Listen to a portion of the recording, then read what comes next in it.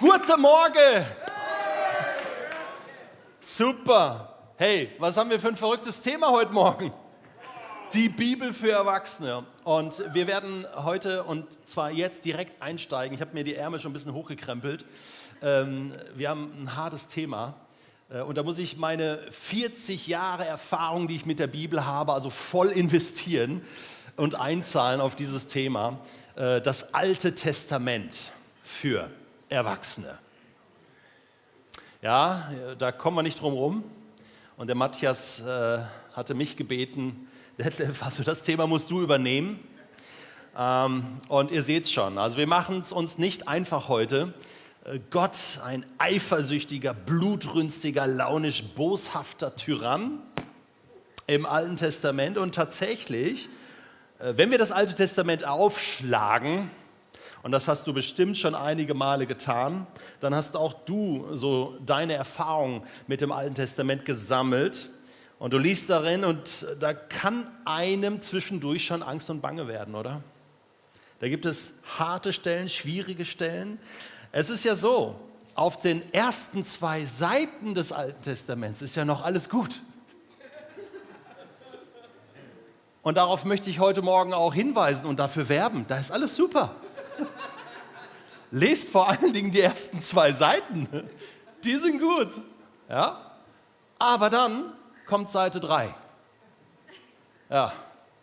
Und da ist nicht mehr gut. Da geht irgendwie alles den Bach runter, oder? Und dann kommt der ganze dicke Rest der Bibel. Und der macht uns dann richtig Mühe. Aber irgendwie hängt das ja auch zusammen, ne? Die ersten 2 Seiten, Seite 3.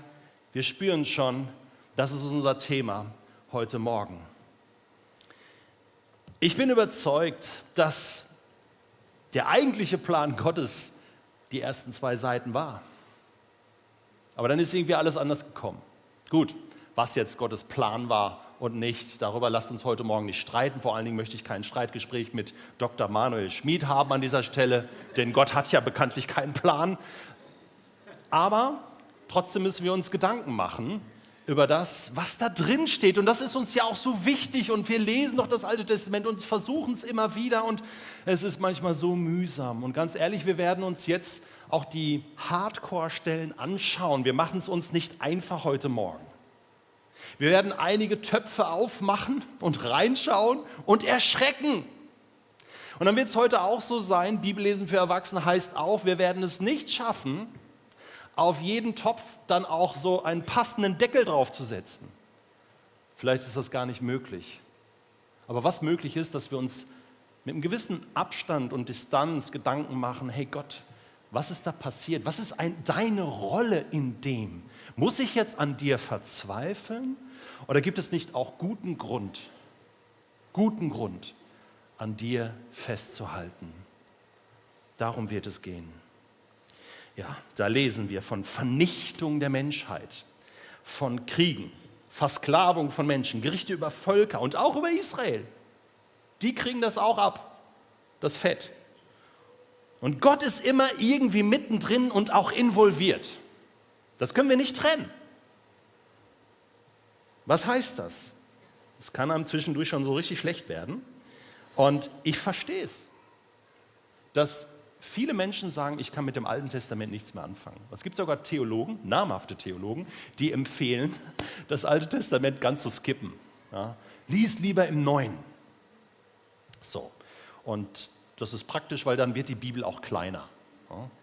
Und die NGÜ hat ja schon damit angefangen, da haben wir einfach ein NT. Nein, sie übersetzen jetzt auch das AT.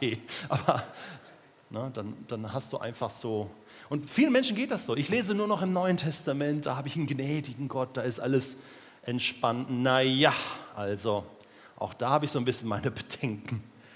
Es ist nicht nur alles entspannt im Neuen Testament. Der bekannte Atheist Richard Dawkins, von dem dieses Zitat hier vorne übrigens ist, ein eifersüchtiger, also was wir auf der Titelseite hatten, danke Yannick, ein eifersüchtiger, blutrünstiger, tyrannisch, boshafter Gott. Ja, das ist so Zitat von ihm in seinem Buch Der Gotteswahn. Und er haut in dieselbe Kerbe. Der Gott des Alten Testaments, der ist so, er hat ein klares Bild von Gott. Und diesem Vorwurf wollen wir heute Morgen begegnen. Und zwar als Erwachsene, die die Bibel lesen und verstehen wollen. Eine Vorbemerkung zu Dawkins sei erlaubt. Er ist Atheist. Und es gibt auch ein Gegenbuch zu seinem Buch Der Gotteswahn von Alistair McGrath, der Atheistenwahn. Ich empfehle euch nicht, das Buch von Dawkins zu lesen, sondern das von McGrath, Der Atheistenwahn, weil das erklärt alles. Die sind befreundet, die kennen sich. Und der hat gesagt, ey Richard, was hast du da für ein Buch geschrieben? Ja, ein paar Ergebnisse hast du einfach gegoogelt oder über Wikipedia erfahren, aber nicht wirklich recherchiert. Also es ist sehr, sehr, sehr lustig, auch das zu lesen. Aber jetzt muss man mal ernst, ein Atheist macht eine Aussage über Gott, wie Gott ist. Und da müssen wir alle schon mal lachen, so, cool, du glaubst ja gar nicht, dass Gott existiert. Man müsste sagen, also wenn es Gott gäbe, dann wäre er so, ne? Also es ist schwierig, aber lasst uns das mal so nehmen, weil das ist, Richard drückt ja damit etwas aus, was viele Menschen heute so denken und glauben. Deswegen, ja, hat er recht, dem müssen wir begegnen. Da können wir nicht einfach drum herum reden. So, aber was er sagt über die Bibel, das möchte ich euch dann doch jetzt mal zeigen in seinem Buch Der Gotteswahn. Ja, da haben wir ihn. Da sagt er, die Bibel ist in großen Teilen nicht systematisch böse, sondern einfach nur grotesk. Aha. Nichts anderes erwartet man von einer chaotisch zusammengestoppelten Anthologie zusammenhangloser Schriften, die von Hunderten anonymer Autoren, Herausgebern und Kopisten verfasst, umgearbeitet, übersetzt, verfälscht und verbessert wurde von Personen, die wir nicht kennen, die sich auch meist untereinander nicht kannten und deren Lebzeiten über 9 Jahrhunderte erstrecken. Ja, seine Meinung. Diese Meinung ist uns nicht fremd. Viele denken heute über die Bibel so. Und jetzt kommen wir mit gutem Recht und sagen, nein, es ist anders. Und allein dazu, über die Bibel an sich ließe sich eine Menge sagen, auch wie sie entstanden ist. Das ist heute nicht unser Thema. Aber ich wollte euch sagen, wir wollen lernen heute Morgen, jetzt legen wir los, dem zu begegnen. Ich glaube, dass es uns manchmal auch, weil es uns selbst so schwer fällt, an guten Argumenten fehlt, wenn Menschen uns so begegnen und so etwas sagen und so etwas an den Kopf werfen. Mir geht es selbst auch so. Und da muss man sich ein bisschen Zeit nehmen. Und das wollen wir heute Morgen machen. Reinschauen in die Texte und Zeit nehmen. Wie kann man dem begegnen? Was kann man dazu sagen? Lasst uns mal loslegen. Ich möchte so beginnen, mit ein paar Beispielen aus dem Alten Testament, ja, wir legen direkt los, und sagen, wo Richard recht hat. Ja? Wo hat er recht? Es gibt Beispiele, ja? Die sind euch auch bekannt. Also du kannst Bibel lesen und du wirst schon auf Seite 6, hältst du kurz an und denkst so, what, das ist ja Wahnsinn. Ja?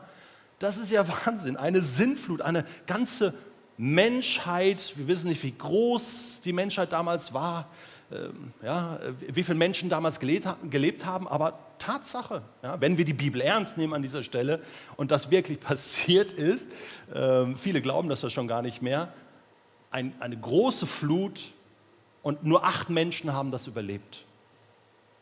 Was die Bibel selbst übrigens hier an dieser Stelle als Gnade bezeichnet, dass die überlebt haben.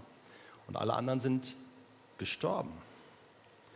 Und es heißt, und da reute es Gott, dass er den Menschen erschaffen hatte, auch das noch. So quasi, er befiehlt die Flut, er kündigt sie an, Noah erlebt sie mit seiner Familie und Gott zieht das durch. Es hat den Anschein gnadenlos an dieser Stelle. Gnade für die einen, aber Gnadenlosigkeit für die anderen. Und das wird auch nicht weiter geklärt. Da geht's schon los. Ja, gehen wir weiter. Wir finden, und ich nehme jetzt leicht das Hardcore-Thema heraus, wir finden sogenannte Gotteskriege im Alten Testament. Und da hört es für viele Menschen auf. Was? Gott befiehlt Kriege? Gott befiehlt, dass Menschen umgebracht werden? Das ist so. Im 5. Buch Mose, im Buch Josua lesen wir von dem Bann, der vollstreckt werden soll an Völker, ganze Völker sollen vernichtet werden. Mit einem Bann. Du sollst den Bann an ihn vollstrecken. Schon Mose wird das gesagt, mehrere Stellen im 5. Buch Mose und im Buch Josua genauso.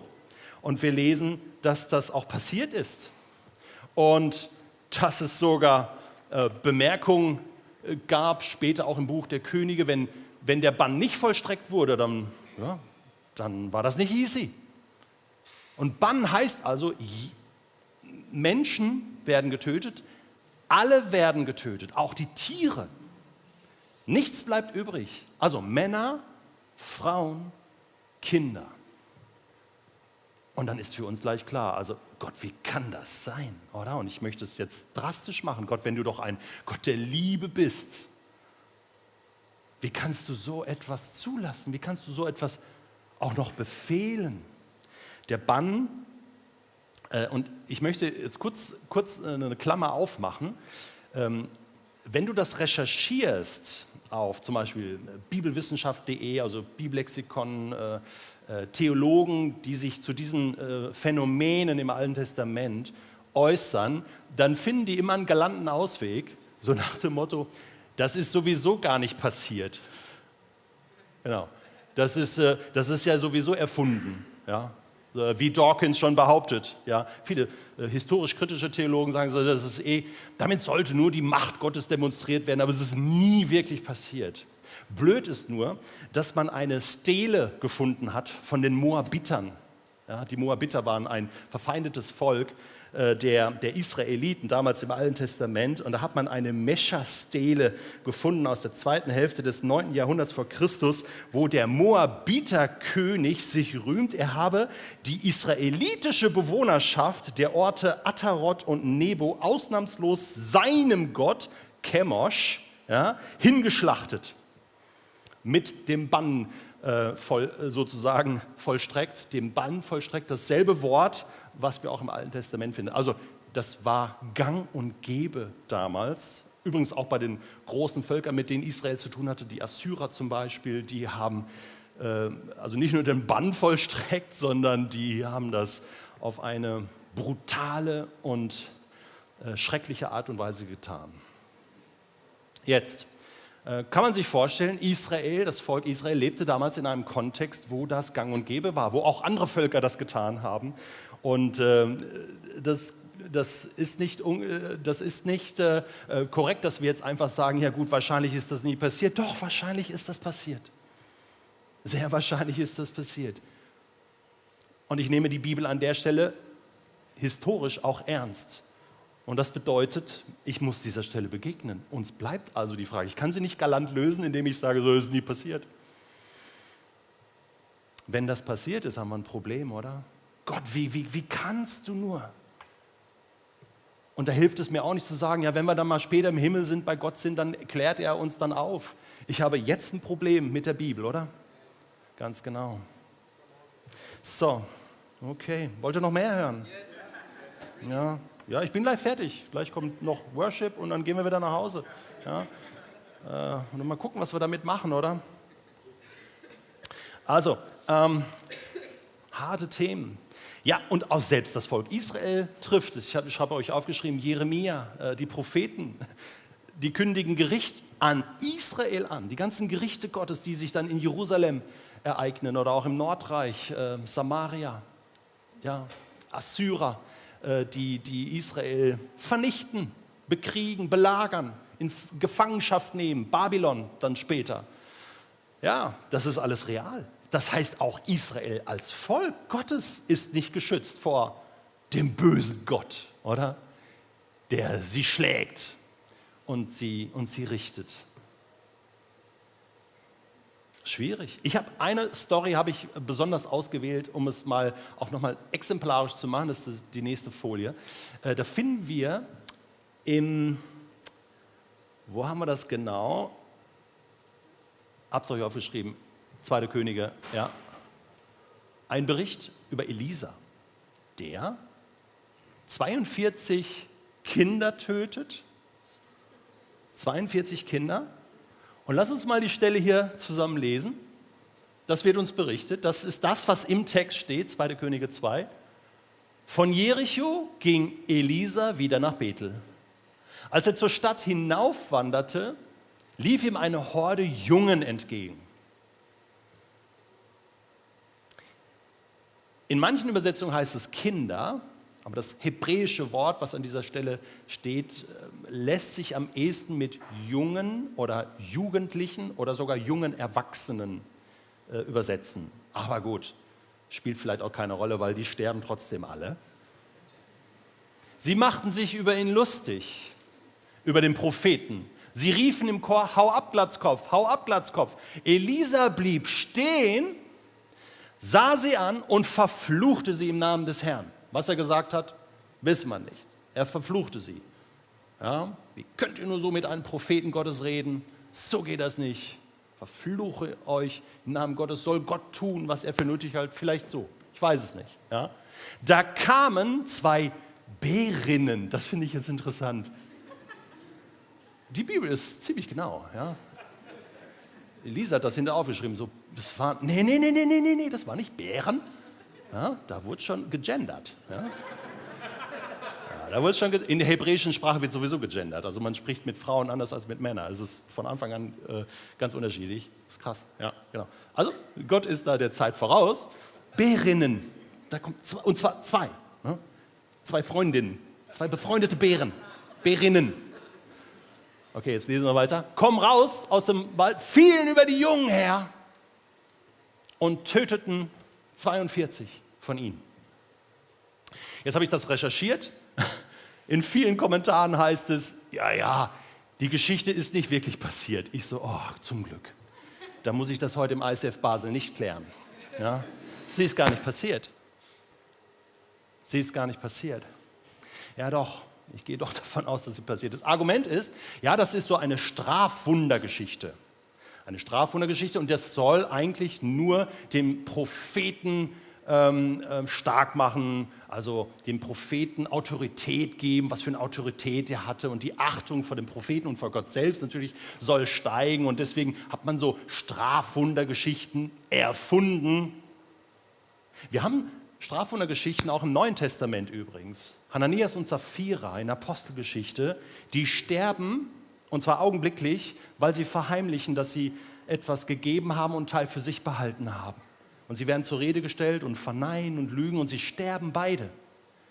Das nennt man Strafwundergeschichten, wo einfach etwas passiert, was über unsere Köpfe passiert und sagt so, was, das war doch nicht Petrus, der sie umgebracht hat, das war nicht Elisa, der die umbringt, oder? Das waren die beiden Bärinnen.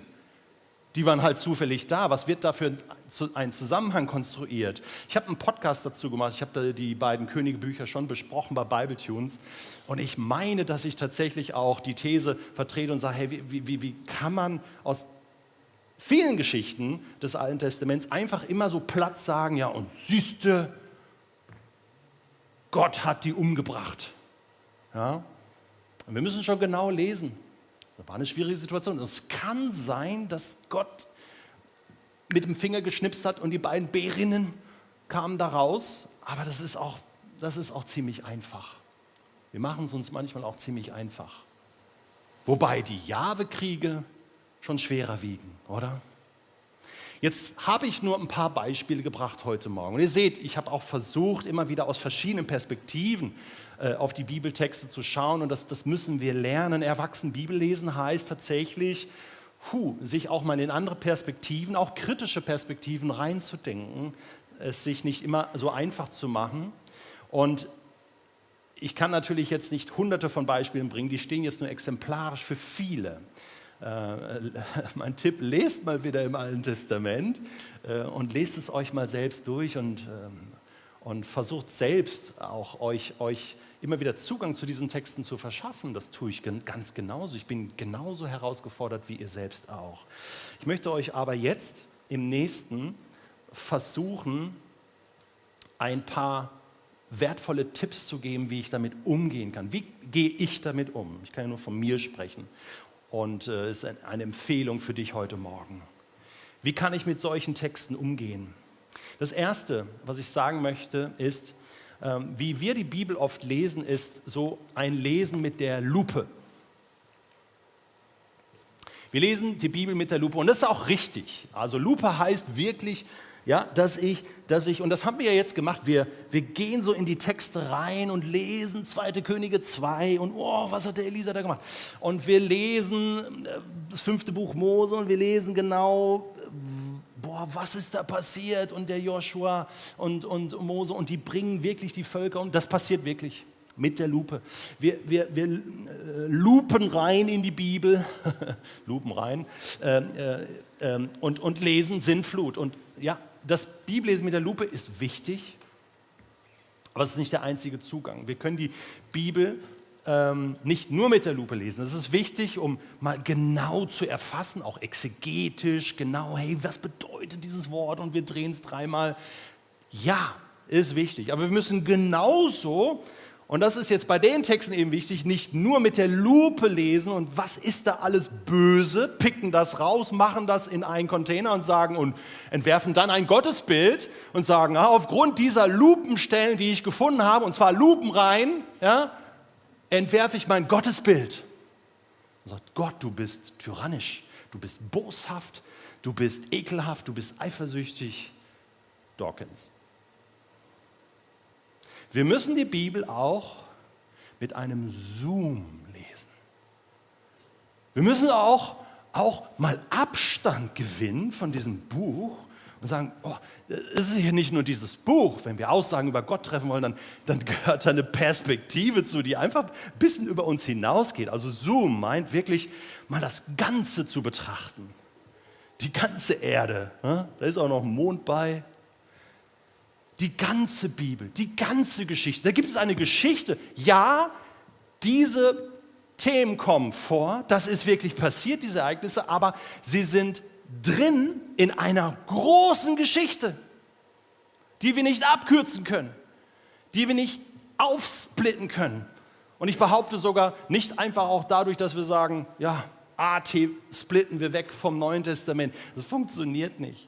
Das AT wird 452 Mal allein in den Evangelien zitiert. Wenn du das alles rausschneidest aus den Evangelien, bleibt nichts mehr übrig, außer Jesus. Super. Aber Jesus war auch schon im Alten Testament, gibt 330 Prophetien auf ihn, den Messias. Halleluja. Du kriegst das nicht auseinander. Das AT, der alte Bund, ich bin gerade im Hebräerbrief, Bibletunes aktuell, alte Bund, das ist wie die Verlobungszeit Gottes mit seinem Volk. Und der neue Bund ist die Hochzeit. Hochzeit des Lammes haben wir am Ende der Bibel. Zu den ersten 2 Seiten der Bibel gehören nämlich auch die letzten 2 Seiten der Bibel, wo Gottes Geschichte zum Ende kommt. Mit einem Sieg, mit einem Halleluja, mit einer Hochzeit von Jesus mit uns als seiner Kirche. Das ist die ganze Story. Und jetzt gehen wir mit der Lupe wieder rein. Wir zoomen raus und wir gehen mit der Lupe wieder rein und schauen uns einzelne Stellen an. Aber haben immer wieder im Hinterkopf Gottes Geschichte mit der ganzen Menschheit. Und was ist Gottes Geschichte? Gott hat den Menschen erschaffen. Wir können mal auf der nächsten Folie sehen. Da habe ich euch versucht, so symbolisch mal so diese 3 Teile um die es da geht. Wir haben einen Garten Eden, ist übrigens ein Gartenbaubetrieb, der so heißt, Garten Eden. Und da habe ich diese Folie gefunden. Und sagte, alles super. Könnt ihr ja nicht wissen. Ja? Deswegen habe ich da, genau. Ist nicht von mir, ist einfach Gartenbaubetrieb. Ich möchte an der Stelle Gartenbaubetrieb Eden danken für die tolle, das ist super. Ja? Hilft mir in meiner Predigt heute sehr. Also wir haben auf den ersten 2 Seiten Garten Eden und das ist Gottes Geschichte mit den Menschen, da schon. Ich habe dich erschaffen, ich liebe dich. Wir haben Gemeinschaft zusammen. Dann kommt Seite 3 und die Antwort auf Seite 3 finden wir in der Mitte. Dass Gott den Menschen nicht schuldig macht für das, was er getan hat, sondern sagt, ich nehme die Schuld auf mich. Das ist Gottes Geschichte und sie wird zu einem guten Ende kommen.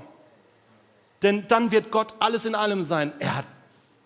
Das plant er zumindest.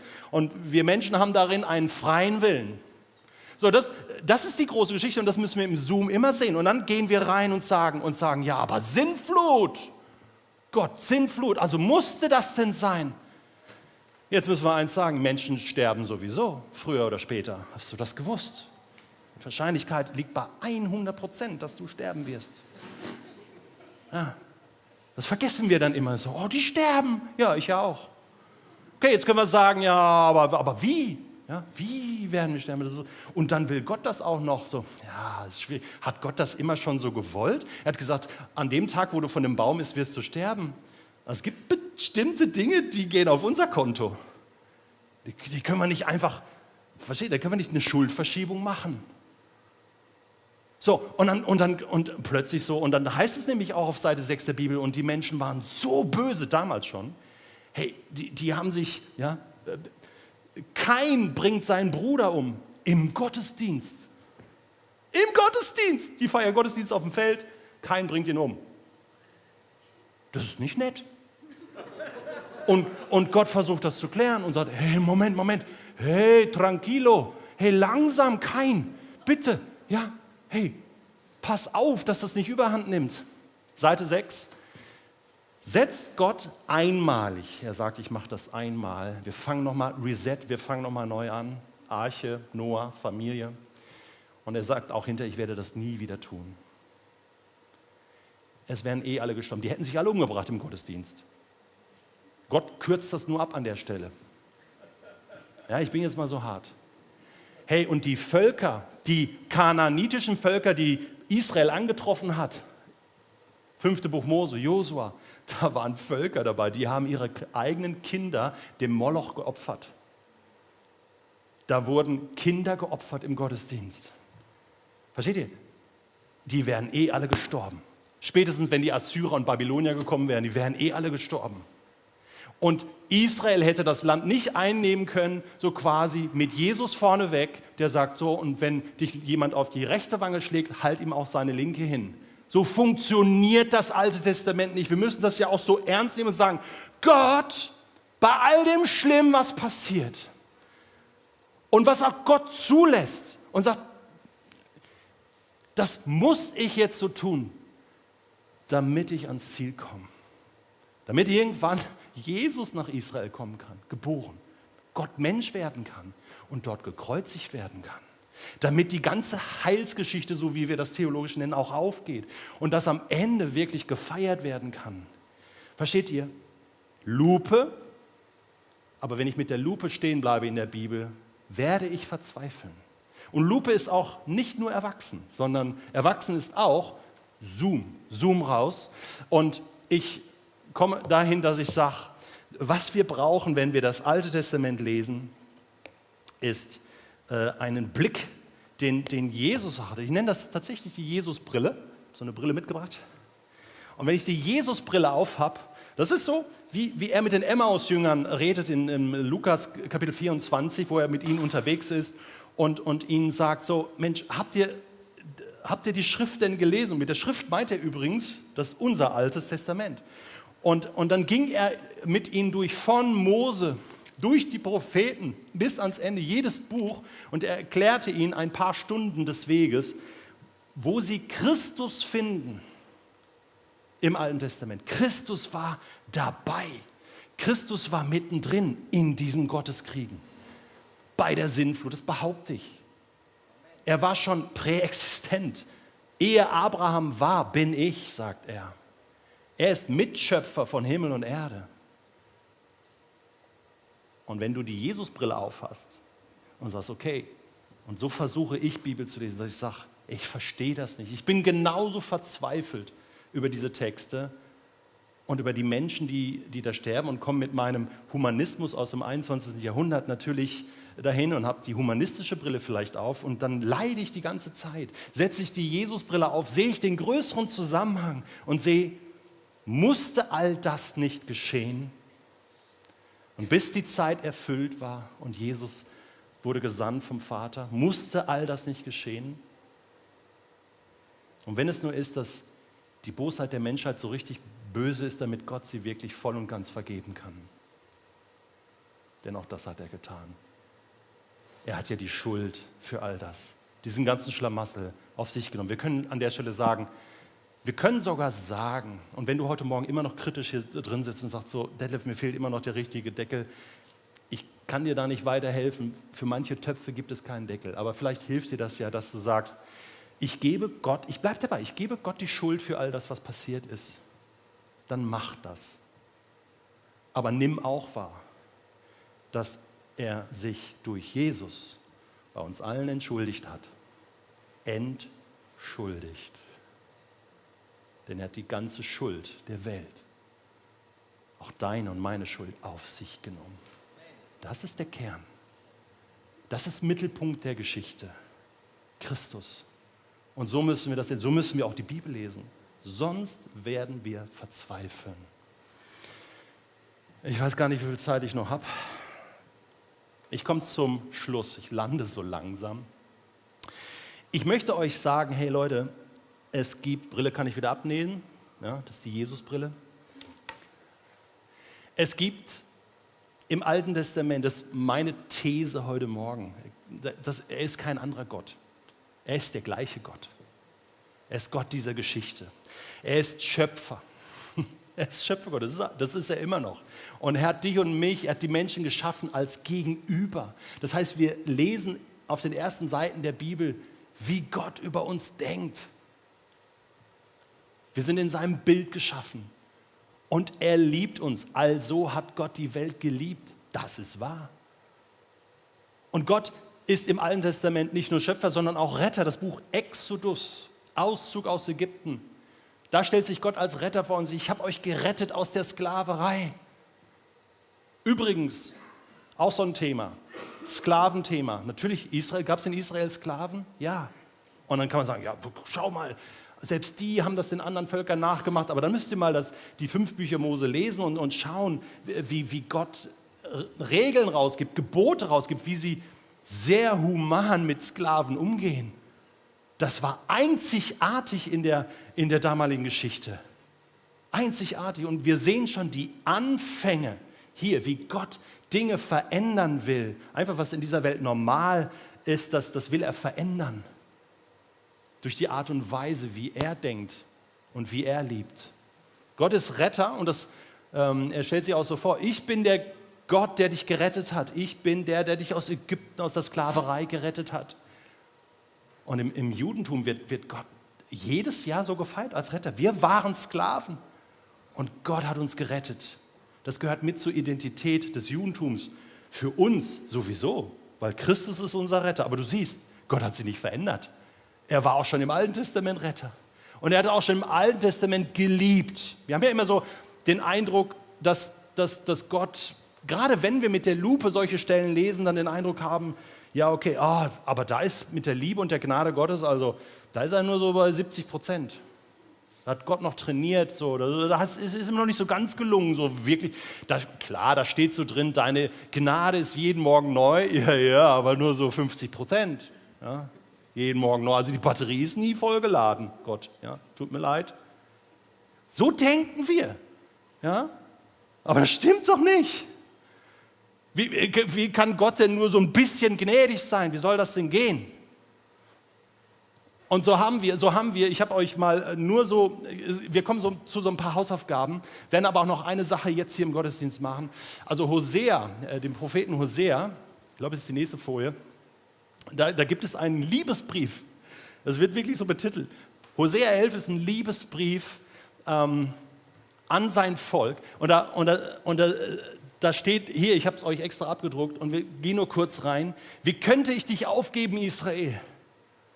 Also da geht Gottes Herz wirklich über und wir haben so einen Einblick in das Herz Gottes. Und diese Stellen, Freunde, müssen wir auch mit der Lupe lesen. Ja?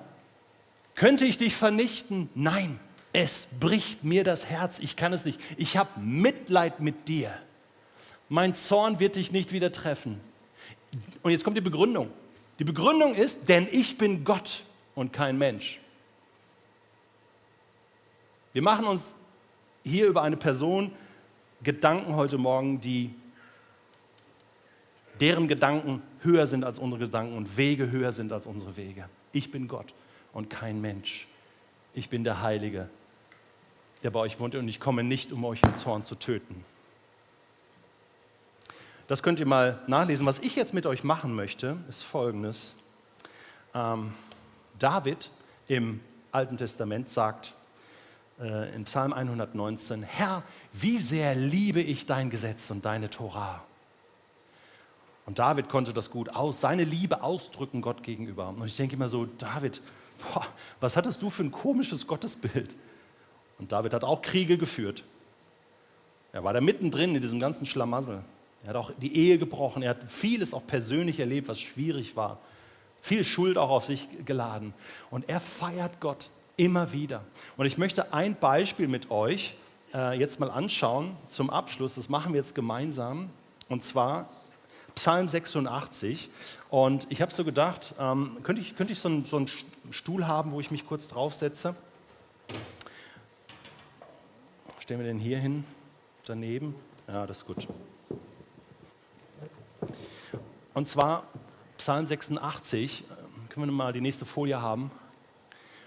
Okay. Und das ist jetzt, dieser Psalm ist wie so Tagebuch von David. Und worauf es mir dann ankommen wird, was ich dann lesen werde, auch in diesem Psalm, wenn wir den jetzt gemeinsam lesen, ist Vers 15, wo David sagt, ich habe es euch auch ausgedruckt, aber du bist ein gnädiger und barmherziger Gott. Deine Geduld ist groß, deine Liebe und Treue kennen kein Ende. Darum wende du dich mir zu und hab Erbarmen. Gib mir deine Kraft, rette mich, dir bin ich treu ergeben. Also David bezeichnet Gott hier als gnädig und barmherzig, geduldig, von großer Güte. Das hat alles kein Ende. Und man denkt so, irgendwoher kenne ich diesen Satz? Den habe ich irgendwo schon mal gehört. David, wo hast du den her? Copy-Paste, ja? Einfach so im Psalm 86, ja. Wenn du auf die Suche gehst, wirst du in 2. Mose 34 genau diesen Satz finden. Und zwar, und das ist jetzt spannend, ist das ein Satz, den Gott selbst von sich sagt. Gott stellt sich Mose vor und sagt, so, komm, ich stelle dich mal hier in eine Felsspalte und dann werde ich dir zeigen, wer ich bin. Und dann sagt Gott von sich, ich bin Jahwe, ich bin gnädig und barmherzig, geduldig, langsam zum Zorn, aber von großer Güte. Das ist eine Selbstoffenbarung Gottes im Alten Testament, wo Gott ein Bild von sich gibt, wer er ist. Und David nimmt das auf und sagt, okay, Gott, so bist du und daran halte ich mich fest. Psalm 86, 1000 vor Christus. Das ist 3000 Jahre her.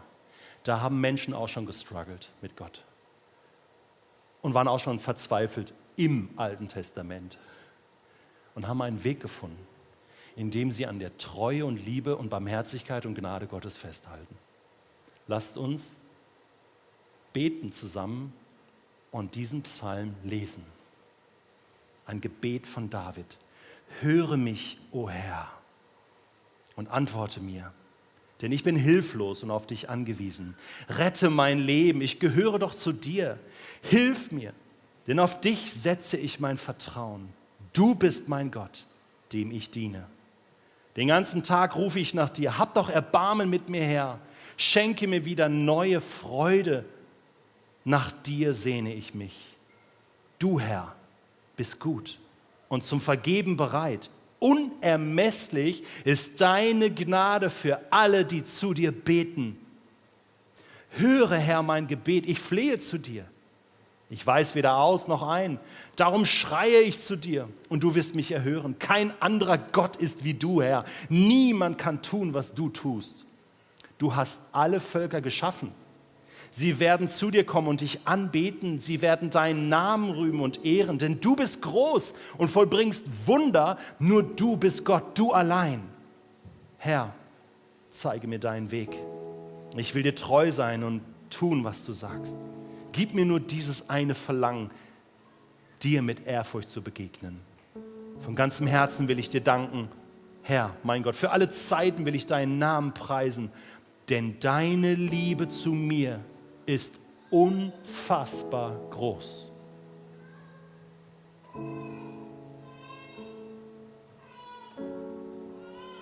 Aber du bist ein gnädiger und barmherziger Gott. Deine Geduld ist groß. Deine Liebe und Treue kennen kein Ende. Darum wende dich mir zu und hab Erbarmen. Gib mir deine Kraft und rette mich. Dir bin ich treu ergeben.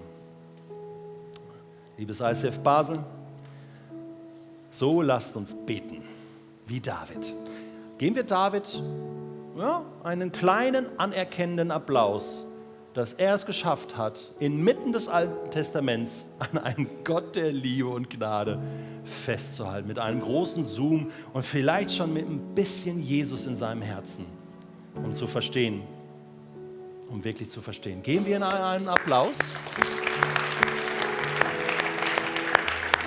Danke, David. Jetzt hast du genug Hausaufgaben. Ich empfehle dir zum Schluss nochmal, weil das passt gerade so. Aktuell sind wir mit Bibletunes in der Hebräerbrief-Staffel. Hebräerbrief ist die Fußnote im Neuen Testament zum Verständnis des Alten Testaments. Da kannst du deine Hausaufgaben, das, was du heute angefangen hast, weiter vertiefen. Ich wünsche dir Gottes Segen.